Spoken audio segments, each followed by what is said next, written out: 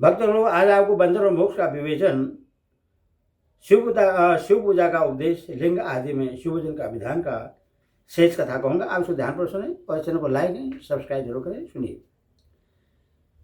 अगला, जैसे राजा अपने राज्य में सारभूत कर को ग्रहण करता है, जैसे मनुष्य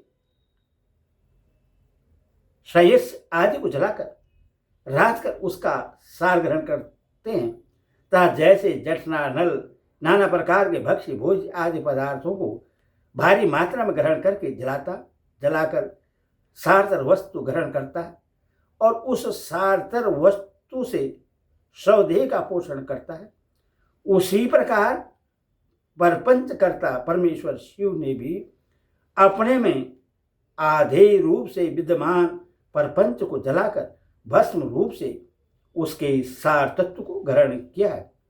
परपंच को दग्ध करके शिव ने उसके भस्म को अपने शरीर में लगाया है। राग विभूति पोतने के बहाने जगत के सार को ही ग्रहण किया है। अपने शरीर में अपने लिए रत्न स्वरूप भस्म को इस प्रकार स्थापित किया है। आकाश के सार तत्व से केश, वायु के सार तत्व से मुख, अग्नि के सार तत्व से हृदय, जल के सार तत्व से कटिभाग और पृथ्वी के सार तत्व से घुटने को धारण किया है। इसी तरह उनके सारे अंग विभिन्न वस्तु के सार रूप हैं। महेश्वर ने अपने ललाट में तिलक रूप से जो त्रिपुंड धारण किया है, वह ब्रह्मा विष्णु रुद्र का सार तत्व है। वे उन सब वस्तु को जगत के अभुदय का हेतु मानते हैं। इन भगवान शिव ने ही परपंच के सारे सर्वस्व को अपने बस में किया है, अतः इन्हें अपने बस में करने वाला दूसरा कोई नहीं है। जैसे समस्त मृगों का हिंसक मृग सिंह कहलाता है और उसकी हिंसा करने वाला दूसरा कोई मृग नहीं है, अतः उसे सिंह कहा गया है। सकार का अर्थ है नित्य सुख एवं आनंद, एकार का अर्थ है पुरुष और बकार का अर्थ है अमृत स्वरूपा शक्ति। इन सब का सम्मिलित रूप ही शिव कहलाता है। अतः इस रूप में भगवान शिव को अपना आत्मा मानकर उनकी पूजा करनी चाहिए।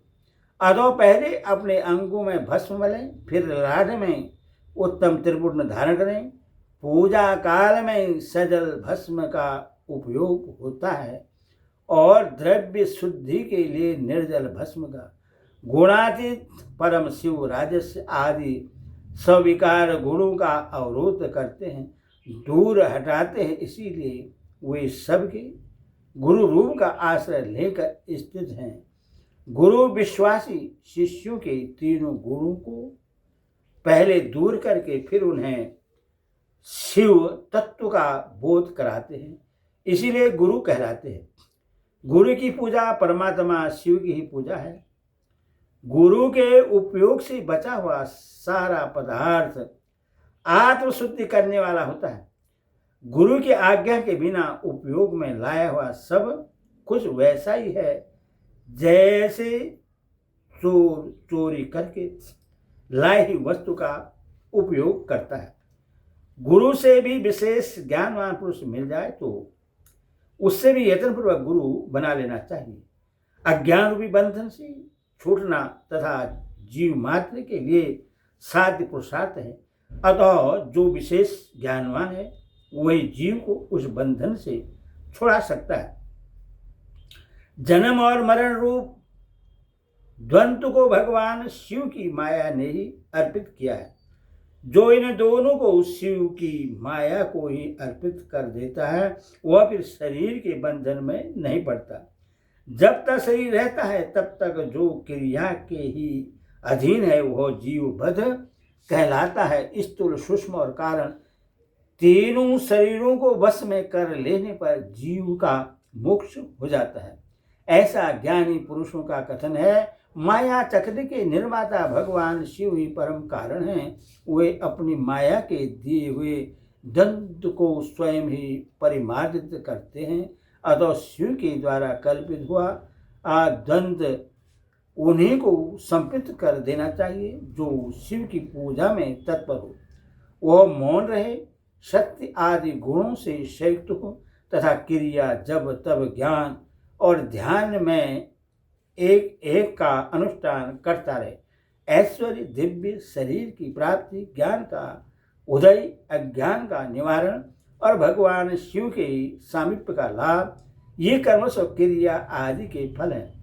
निष्काम कर्म करने से अज्ञान का निवारण हो जाने के कारण शिव भक्त पुरुष उसके यथोक्त फल को पाता है।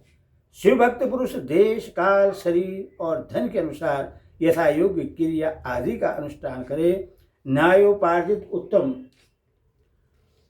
धन से निर्वाह करते हुए विद्वान पुरुष शिव के स्थान में निवास करे।